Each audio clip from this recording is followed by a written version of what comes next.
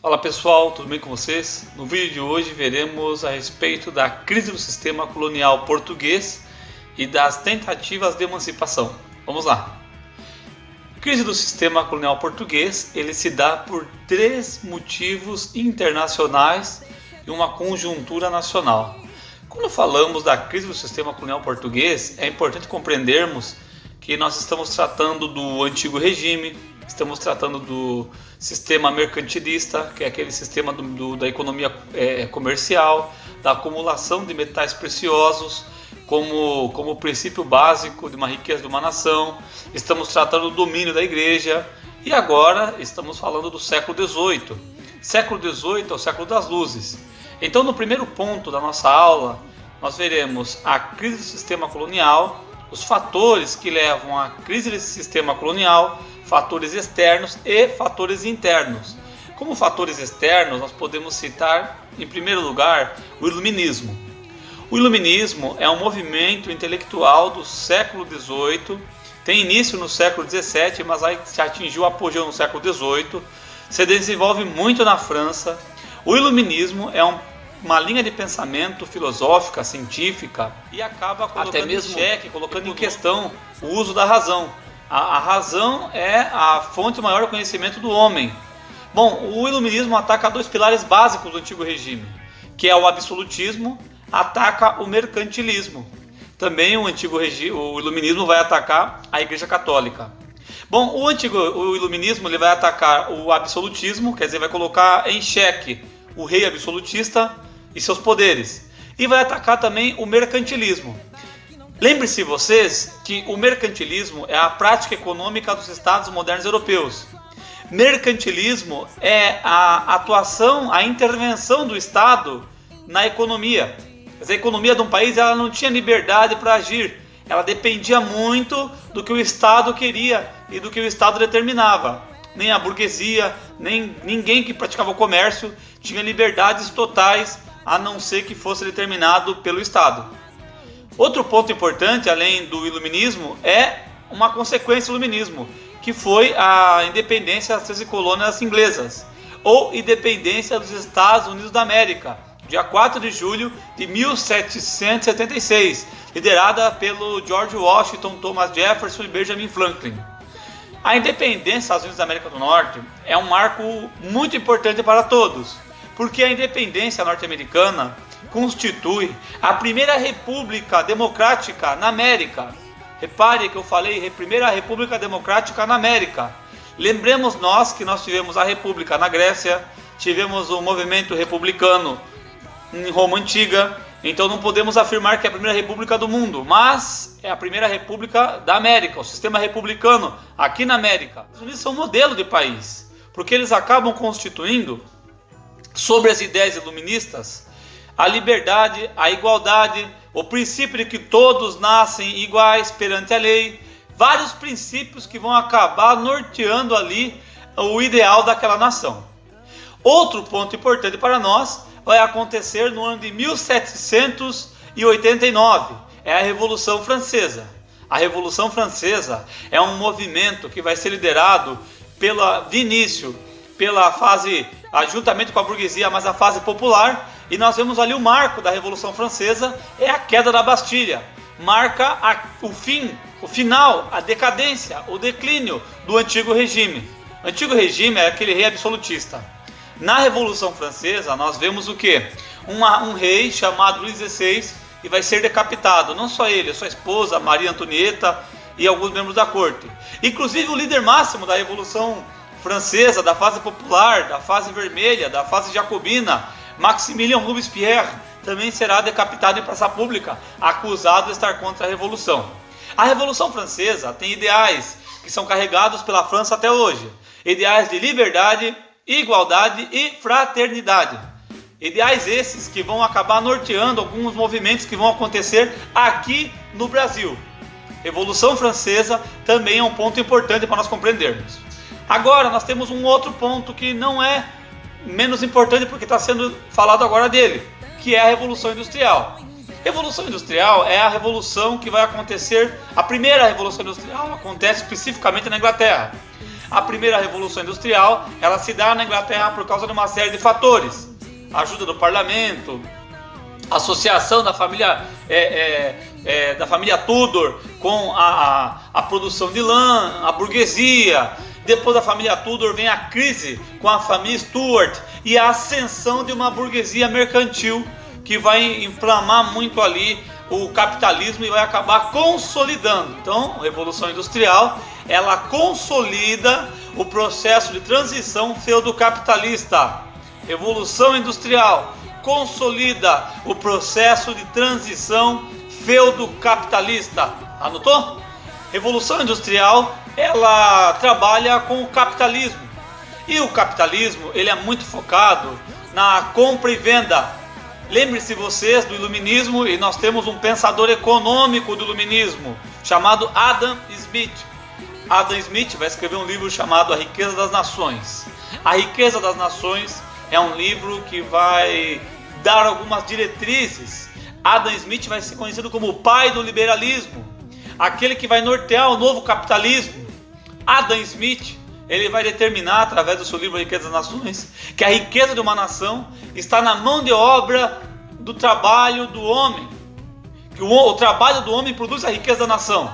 E que não precisa do Estado intervir na economia.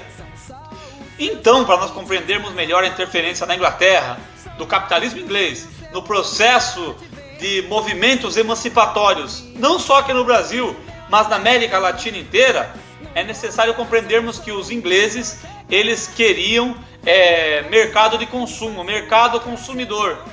Escravo não é mercado consumidor e servo não é mercado consumidor. Mercado consumidor são os trabalhadores assalariados. Então eles lutam pelo fim do mercantilismo, pelo fim do sistema colonialista, pelo fim do absolutismo. Eles lutam com todas as forças e eles apoiam os movimentos emancipacionistas. Para a introdução da nossa aula, esses são os pontos mais importantes que nós veremos. Assistiremos agora os movimentos emancipacionistas. São movimentos que têm caráter emancipatório, de separação, têm o desejo de separação da sua metrópole chamada Portugal. Aqui no Brasil, os movimentos emancipacionistas, como nós acabamos de ver, sofrem influências do exterior. Acompanhem comigo, por favor, uma linha de pensamento. O Brasil é uma colônia e o Brasil é dominado pela metrópole chamada Portugal. A colônia, ela passa por alguns fatores e agora fatores internos incongruentes. Por exemplo, a colônia, ela só tem uma utilidade: enriquecer a metrópole, complementar a economia da metrópole.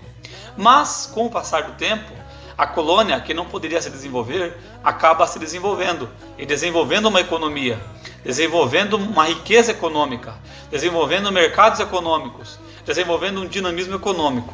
Então, as colônias que fazem parte da América Portuguesa, da América Espanhola, vão ter o seu desenvolvimento, e o seu desenvolvimento vão fazer com que eles tenham um sentimento. Assistiremos aqui dois movimentos principais emancipatórios no Brasil do século XVIII.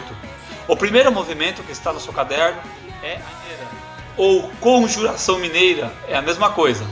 Inconfidência Mineira é um movimento que vai acontecer em Minas Gerais, e Minas Gerais vai ser palco desse movimento que talvez seja o movimento mais destacado. Inconfidência Mineira, ela sofre influência dos Estados Unidos da América.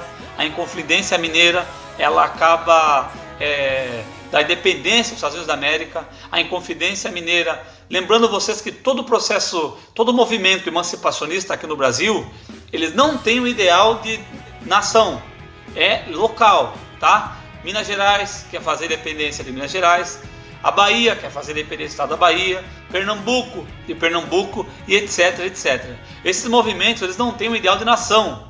Então, por sua vez, eles apenas têm um ideal de fazer a emancipação por conta própria. Toda emancipação por conta própria, ela vai acabar aqui deixando a desejar. Nenhum desses movimentos emancipacionistas podem ser considerados e ter um fim em si mesmo. E todos serão aí rechaçados pela coroa portuguesa, que ainda está no poder. Primeiro movimento emancipacionista, Inconfidência Mineira, acontece em Minas Gerais. Principal causa, a cobrança da derrama.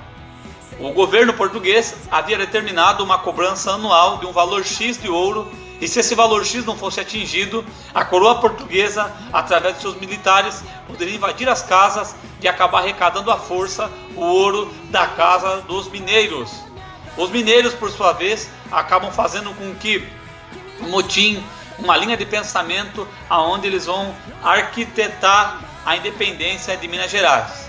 Bom, um homem que estava devendo para a coroa, em troca do perdão da sua dívida, acaba dedurando, caguetando, delatando essa situação, e como a maioria dos envolvidos eram da elite, a Inconfidência Mineira não acaba tendo nenhum prejuízo para a elite. Apenas um alferes chamado Tiradentes, ele será esquartejado e a sua casa será queimada. Então nós teremos aí a Inconfidência Mineira. Principais características da Inconfidência Mineira: contra a derrama, quer dizer, contra o abuso do fiscalismo português. Outra característica principal da derrama da Inconfidência Mineira é que sofre influência da independência dos Estados Unidos da América.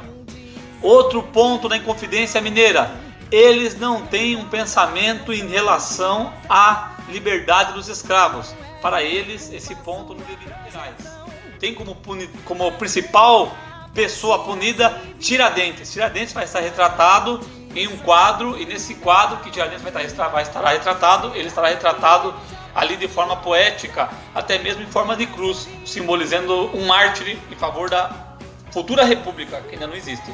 Beleza? Importante para nós é a Conjuração Baiana. Conjuração Baiana tem um nome, acontece na Bahia, e a Conjuração Baiana, diferentemente da Inconfidência Mineira, que é feita pela elite, a Conjuração Baiana ela é feita pela classe mais pobre. A Conjuração Baiana ela é feita por mulatos, por negros, pela maçonaria, e sofre influências da Revolução Francesa. A Conjuração Baiana ela tem um ideal de libertação. A Conjuração Baiana ela tem um ideal de pôr fim na escravidão. Então repare que nós podemos fazer algumas comparações. Além do território, da distância regional, a Inconfidência Mineira é elitista. A Conjuração Baiana não. A Conjuração Baiana é bem popular. A Inconfidência Mineira sofre influência norte-americana. A Conjuração Baiana sofre influência da Revolução Francesa. A Inconfidência Mineira vai ter como pessoa punida Tiradentes. Destaque para Tiradentes, um quadro de Pedro Américo. A Conjuração Baiana não. A Conjuração Baiana ela será não terá tanto destaque assim. Aliás, não tem nenhum quadro da Conjuração Baiana. Beleza? Bom, a Conjuração Baiana também será abafada, só que muitos pagarão um preço muito caro pela Conjuração Baiana. Senhores, por hoje é só. Espero que você tenha gostado. Muito obrigado e até a próxima. Eu fui.